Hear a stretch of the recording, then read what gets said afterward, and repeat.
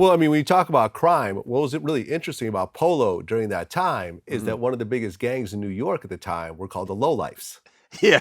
right? Yeah, I just so happen to be down with them too. Really? Really? Yeah. Okay. It was just like, man, it was like I lived in Brooklyn, so when that's when I was introduced to them because for me, growing up and going to school in Rochester, a lot of the rich white kids wore polo. And I had a few pieces that my mom was able to get from Marshalls or wherever on sale, or if it was something wrong with it or a button was missing or whatever, you could get it for cheap. So when I got to Brooklyn and I saw these kids like no live, lad, head to toe, I'm talking boots, socks, underwear, belts. There was nothing that they didn't have on that was OG Ralph. And it was from like different eras, like campus, rugby, the teddy bears. These guys was just low out. And the way they dressed, it was just so clean, and you wanted to be a part of it because they looked like they just left a country club, but yet still they stepping off the subway. So I wanted to know, like, yo, how can you afford that? That's a $400 jacket. That's $600 boots. And I was like, damn, what am I doing wrong? So then they put me on game, and I was like, wow. And at that time, I'm trying to go legit, and I said, man, I don't know if I can really go and do that, but I had some members of the lowlights that would just hook me up with stuff.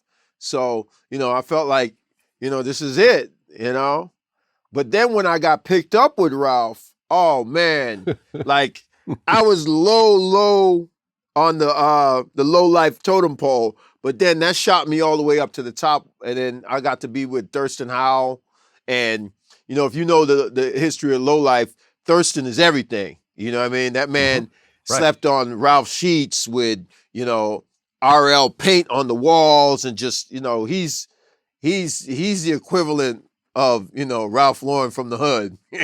So I got with those guys, and they just took me in, and it was just like utter respect. To this day, people still yell out low lights to me when they see me in the street because they know I'm all about that low. Yeah, I mean, because this crew, they would go into department stores like 50 deep, steal all the Polo and Ralph Lauren from the store, knock out the security guard, and walk away with like $100,000 worth of Polo. Yeah. They actually, I forgot which department store, but they literally made a major department store in New York go out of business. Well, they used to hit Macy's, Bloomingdale's, Bergdorf, all the store, any store that carried Ralph, they would hit it. And, it was just deep. And when they came back to the neighborhood with all of that, you just was like, I hope they got my size.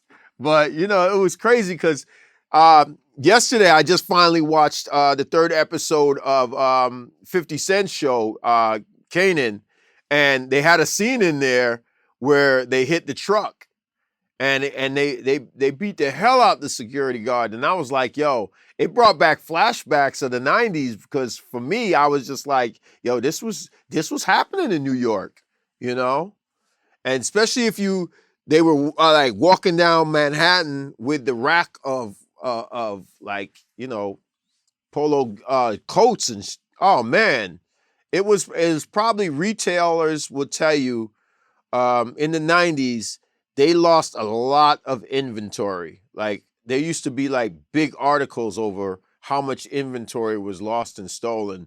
And then, in the Polo store, the mansion, it was like top security. They brought in like ex-New York City police officers to like bring the crime down because they were losing millions in merchandise out of the stores, and they were like, how are these kids doing this?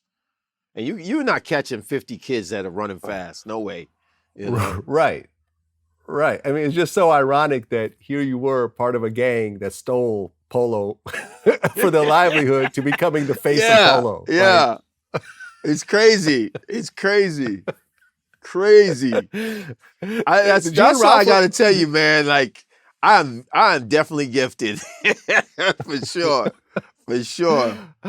You know, not I a mean, lot of did people you ever mention are as lucky as I have been.